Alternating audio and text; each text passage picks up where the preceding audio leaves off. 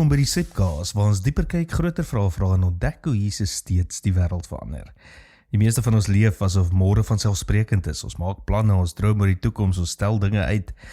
Ek sal later meer tyd maak vir God, ek sal later aan my huwelik werk, ek sal later begin leef soos ek weet ek behoort.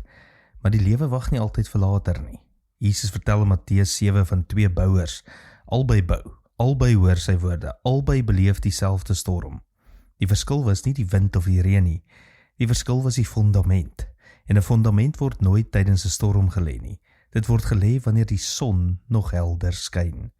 Dis hoe geloof ook werk. Ons dink soms geloof wys om in die groot oomblikke van die lewe. Die Bybel wys egter dat geloof meestal in die klein oomblikke groei.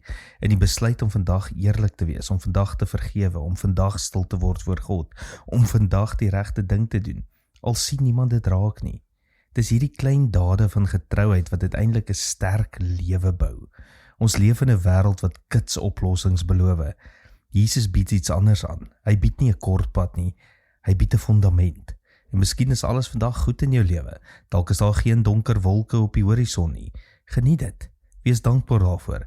Maar moenie hierdie seisoen net geniet nie. Gebruik dit, bou dieper, groei nader aan God, versterk jou wortels.